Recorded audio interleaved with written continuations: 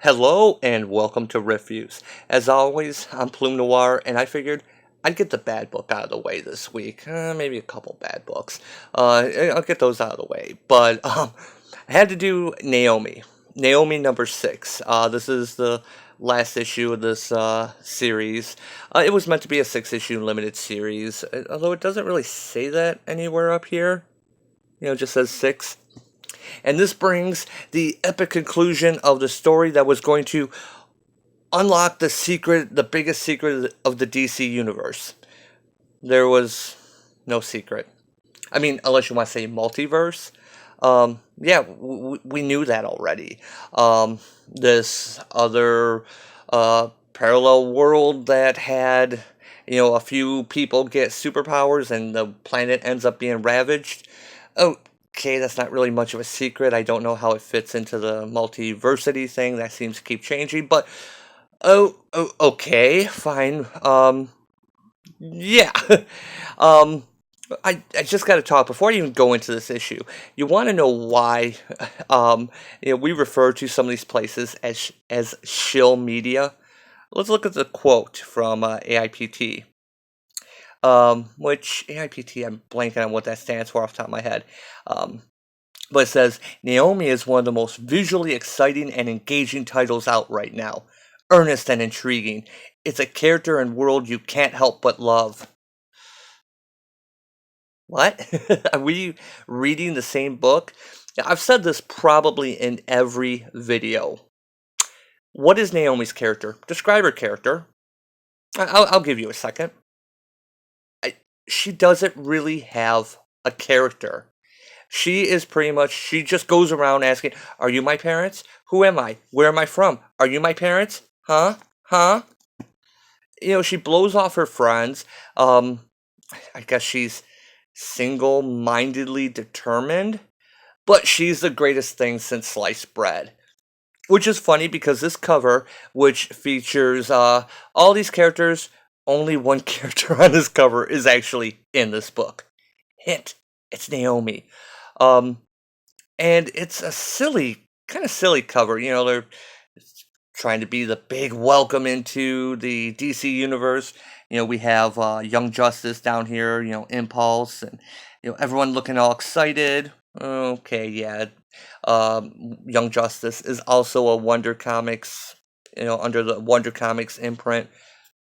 And then we have the various other heroes across the DC universe in various stage of, looking stern or really excited. And we got Supergirl and Crypto over there. Yeah. Oh, what's up? What's up with Babs here? Why does Batgirl look fat?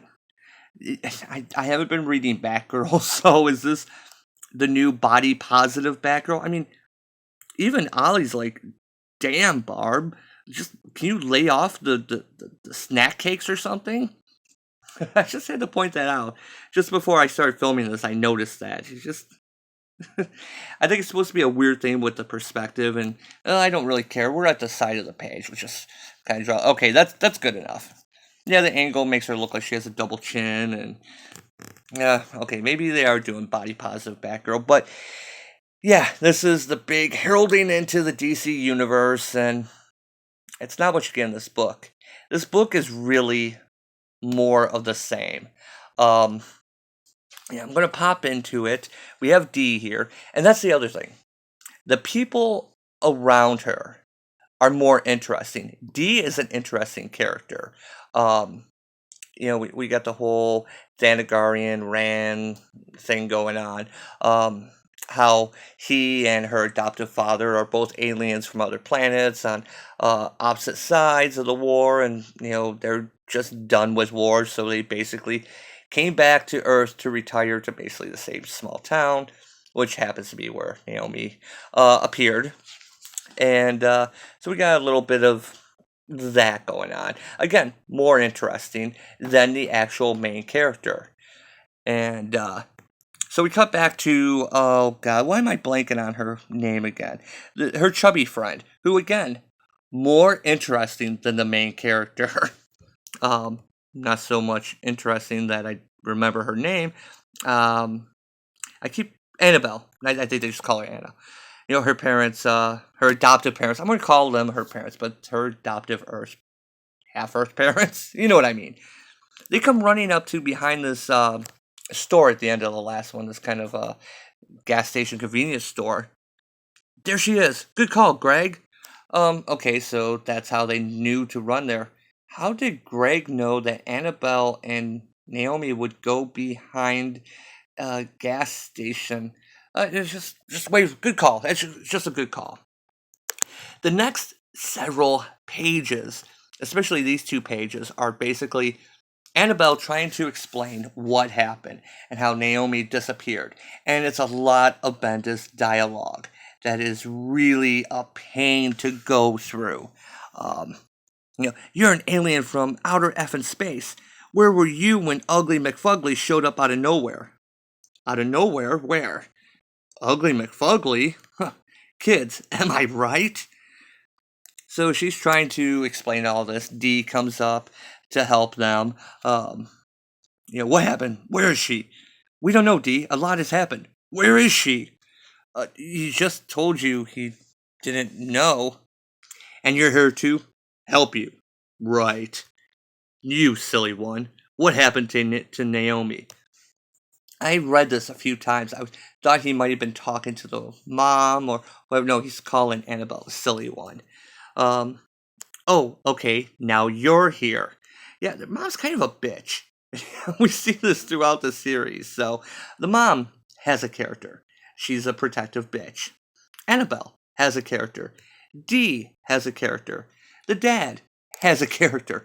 Naomi does not really have a character. So we get her telling what happened between the 2 issues. That basically the criminal from the other world, where only a few people got powers. It just turned out that one happened to be insane. He was actually in the electric chair when everyone got their powers, and he's taken over pretty much half the Earth and killed most of the other heroes, and he's all around a bad guy. So we see that Annabelle and Naomi are here when the dude shows up, and Akira, that's the one who sent Naomi to Earth. Behind you, is that where I came from? Again, it's just that's all Naomi's character is. The villain says, "I can't hold it open forever, but it's a door to the world of your birth." She gets the symbols in her eyes, kind of like the White Lantern symbol. I was really hoping that's what they were going for. She was tied into that. That would be the biggest secret. No, it's so far it doesn't seem to be the case. So she just kisses her friend. Bye. And before, Annabelle can even finish saying Naomi's name, she just takes off into the portal with big scary guy. Yeah. Blew off her friend once again. No. That's our big entry into the DC universe. That's the biggest new hero. Yeah. So again, we go back to pages and pages of them trying to figure out what happened. Oh, she's not coming back. Well, we knew this day was going to happen. She would finally find out. We should not have told her that she's from another planet, blah, blah, blah. And so we get to see the planet, what it looks like now. Earth, the other Earth, where Naomi's at now. And Naomi yelled, what the hell happened? And so he's trying to explain, how much do you know of your home, kid? This is, oh my God, nothing. I don't know anything. I flared up. You showed up. This is my home. What happened? Who are you? I am Supato. And yeah, he's all messed up. Excuse me. He said he was a friend of her parents. And, Naomi asked what happened to them. I'm sorry, kid. They passed a long time ago. And, where is everyone? Where are the people? Is anybody alive? Alive? This is Earth. There's billions of people. We see people, hiding from him. Working, I assume. Everyone has a task. Just like your Earth. Except now it is as it should be. It's a lot to take in, huh? And so he talks about how he got his powers, and how it felt like he's finally alive. And some people do meditation or yoga to deal with the powers. He just unleashes hell and tries to get her to do more of the same. And so she flares up, and he asks, "What is your name again?" "Naomi." "And you killed my parents." So, and she attacks him. Because this is what someone does when they first get their powers and they find out the story that their world was decimated and they're face to face with the guy who decimated their world. Yeah, you just run with him, go to his planet, his home ground, and then just attack him. Okay, granted, she's a confused teenage girl. Maybe that's her personality, that's her character. Confused teenage girl number 72. And so you do know me, a sneaky liar just like your mother. And so, yeah, it's kind of boring to go through because it's mostly just him talking and talking about his powers, how he got them. Happened to me sitting in the electric chair. Swear to God, I didn't know what was happening. Messed my head up for a long time. I want to show you something it seems even your parents didn't know. And I was so curious about you. Years ago, I used to go looking for you on just random other Earths, places we thought you might be. But that proved a bad idea. That's why I'm not as pretty as I used to be. I'm so glad your signal went out. Do you know what this is? Actually, don't answer. I won't believe you anyhow. Kid, you think you're fighting me. What does that say, kid? You think you're fighting me, but you'll figure it out. And as long as I am me and you're you and I have this, and then Akira shows up and sends her back home, basically. Tells her what her mother says. By the way, we don't find out what this thing is.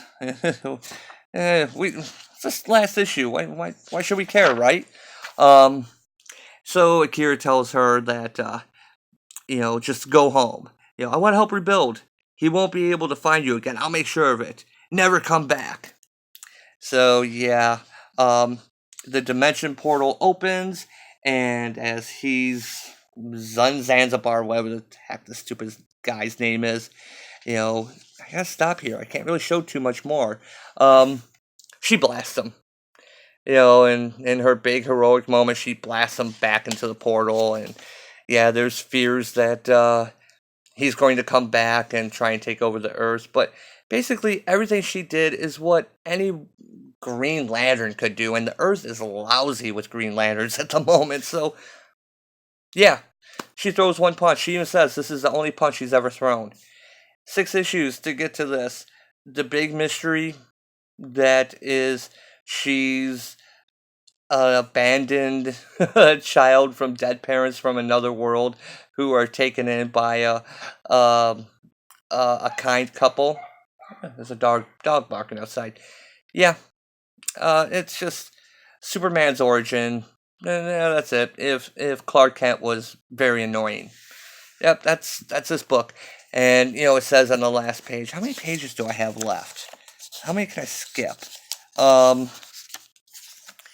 Yeah, I can just get to the bottom here because it says the story continues in the pages of DC Comics and in Naomi too. Oh, by the way, we do find out that Naomi's last name, I don't think it was ever said anywhere in this book, is that in the whole series, her last name is McDuffie. Don't sully Dwayne McDuffie's name with this character. Yeah, this book it's garbage. It was being propped up as being, oh, this is revolutionary. This is fantastic. She's such a great character. Look at that. She's so generic. She is so just blah. Everyone else in the book is more interesting than her. Zainzafil. I'm just going to keep calling him different things. He's more interesting. The crazy guy with, godlike powers who destroys half the planet. He's interesting. The weathered warrior from another planet that just wants to settle down on Earth and forget his past. He's interesting. Her adopted stepfather, who is also, used to fight, D. They're on opposite sides of the army. He's down. on Earth, basically retired soldier, done with the fighting. He's interesting. Married to a Earth woman who happens to be a kind of a protective bitch. Interesting character. Annabelle, her best friend, who likes to go out and play cello in the garage in the middle of the night, and then takes Naomi behind dumpsters, at the gas station. Yeah, she's interesting. Uh, she's not. She is just, look at me. I have great power. I threw a punch, and yay, I saved everyone. That was it. That's this book. And then we have the whole rest of the DC universe just cheering them on. Hey, let's compare her with Tim Drake, who, basically figured out who Bruce Wayne, that Batman was Bruce Wayne, and that Batman was getting more and more dangerous because he didn't have a Robin to temper him. Yeah, that's interesting. Or how about Superboy, who is the basically clone of Lex Luthor and Superman? Um, worried about that he'll go to, that he'll favor the Lex Luthor genes. Yeah, he's interesting. You can go back through any of these characters here, go through their origins, and they're far more interesting than her. And they adapt to it, they take to it, um, they're spurned, that's not the right word, they're spurred to action, to become a superhero, um, because of events. She just wanted to know where she was from, dumps her friend, and goes back to her home planet. She is so desperate to be something more than she is. She's a character of desperation, and this is the great hero that all the shill media have just been raving and raving about. No, Bendis, stop. You did this with Riri. Riri Williams is actually an interesting character now in her own book, Ironheart. It took someone else to rescue her. Maybe someone will do that with Naomi, but I doubt it. There'll be a Naomi too, and that'll be about it. Um, the art in this book is actually pretty good. I've been saying that throughout the series. I do like the art. Sometimes it's a little weird, but there have been just some gorgeous, like 2-page spreads. And yeah, anything about this book is saved by the art. It is really good to look at. I mean, look at that. That's pretty damn cool looking. So, you know, 3 o'clock. I'm giving this a 3 o'clock. The writing is bad. If the art was not as good as it is, it would be 5 or 6 o'clock. So yeah, pass this. Please don't make a Naomi 2 Bendis. Just real Bendis in. And by the way, this book is a lot of filler of Bendis dialogue. This is probably the worst issue for it. If this was written by another writer, it would be about half half length, maybe 2/3.